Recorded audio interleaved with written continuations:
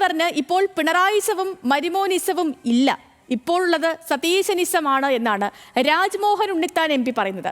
കോൺഗ്രസ് ആണ് ഇപ്പോൾ അദ്ദേഹത്തിന്റെ മുഖ്യ ശത്രു. നിലമ്പൂരിലെ തിരഞ്ഞെടുപ്പ് പ്രചരണത്തിന് ബംഗാളിലെ ഒരു മന്ത്രിയെങ്കിലും കൊണ്ടുവരാൻ അൻവറിന് കഴിയുമോ എന്നും രാജ്മോഹൻ ഉണ്ണിത്താൻ ചോദിച്ചു.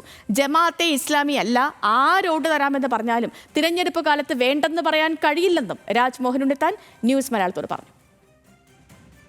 നിലമ്പൂരിൽ തെരഞ്ഞെടുപ്പ് ചൂട് ഓരോ ദിവസവും കൂടുകയാണ്. ഓരോ ദിവസവും നിരവധി നേതാക്കന്മാരും നിലമ്പൂരിൽ തമ്പടിച്ചുകൊണ്ട് തന്നെ പ്രചരണത്തിന് നേതൃത്വം നൽകുകയാണ്. ശ്രീ രാജ്മോഹൻ ഉണ്ണിത്താൻ MP നമ്മോടൊപ്പമുണ്ട്. നിലമ്പൂരിൽ കോൺഗ്രസിന് വിജയിച്ചേ മതിയാവൂ, LDFനും വിജയിച്ചേ മതിയാവൂ. ഈ വിജയം അതൊരു വലിയ വിജയത്തിലേക്ക് ആരുടെ പക്കലേക്ക് എത്തിക്കാൻ കഴിയും? അല്ല, 2026 ഒരു അസംബ്ലി തെരഞ്ഞെടുപ്പ് നടക്കാൻ പോവുകയാണ്. ആ അസംബ്ലി തെരഞ്ഞെടുപ്പിന് ഇടയ്ക്ക് ഇനി ഒരു തെരഞ്ഞെടുപ്പില്ല. തദ്ദേശ സ്വയംഭരണ സ്ഥാപനങ്ങളിലെ തെരഞ്ഞെടുപ്പുകൾ മാത്രമേ ഉള്ളൂ. അപ്പോൾ അസംബ്ലി തെരഞ്ഞെടുപ്പിൻ്റെ ഒരു റിഹേഴ്സൽ എന്നുള്ള നിലയ്ക്ക് ഈ തെരഞ്ഞെടുപ്പിൽ UDFന് ജയിക്കണം, ജയിച്ചേ മതിയാവൂ. അതിനനുകൂലമായ ഒരു സാഹചര്യവും പശ്ചാത്തലവും നിലമ്പൂരുണ്ട്. അതുകൊണ്ട് ഞങ്ങൾ തൃക്കാക്കരയിൽ ജയിച്ചതുപോലെ, പുതുപ്പള്ളിയിൽ ജയിച്ചതുപോലെ, പാലക്കാട്ട് ജയിച്ച പോലെ നിലമ്പൂരും ഇത്തവണ ജയിക്കും. കാരണം 9 വർഷമായി ഈ ഗവൺമെൻറ് ജനങ്ങൾ സഹിക്കുകയാണ്. ഒരു മാറ്റം ജനങ്ങൾ ആഗ്രഹിക്കുന്നുണ്ട്. ഇപ്പോൾ പിണറായിസം പോയി, മരുമോനിസം പോയി, ഇപ്പോൾ സതീശനിസത്തിലേക്ക് എത്തിച്ചേർന്നു. അപ്പോൾ അദ്ദേഹത്തിൻ്റെ മുഖ്യ ശത്രു പിണറായി അല്ല, മരുമകനല്ല, കോൺഗ്രസ് ആണ്, UDF ആണ്, പ്രതിപക്ഷ നേതാവാണ്.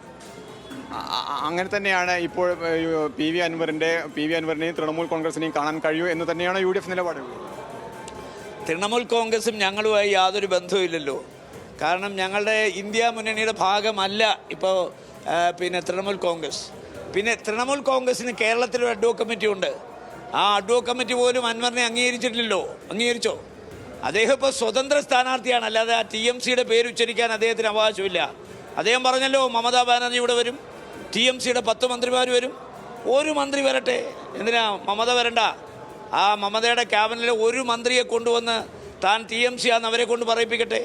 തെരഞ്ഞെടുപ്പാകുമ്പോൾ പലരും വോട്ട് ചെയ്യാമെന്ന് പറഞ്ഞു വരും. ഇപ്പോൾ PDP ഇടതുപക്ഷ മുന്നണിക്ക് അവർ പ്രഖ്യാപിച്ചു കഴിഞ്ഞല്ലോ. അപ്പോൾ ഞങ്ങളെ സംബന്ധിച്ചിടത്തോളം UDF സ്ഥാനാർത്ഥിക്ക് വോട്ട് ചെയ്യാൻ ആര് തയ്യാറായി വന്നാലും വോട്ട് വേണ്ടെന്ന് ആരെങ്കിലും പറയുമോ തെരഞ്ഞെടുപ്പിൽ? ഞങ്ങൾ ഇത്തരം ഒരു പ്രസ്ഥാനവുമായി യാതൊരു വിധമായ ഐക്യമോ ധാരണയോ ഉണ്ടാക്കിയിട്ടില്ല.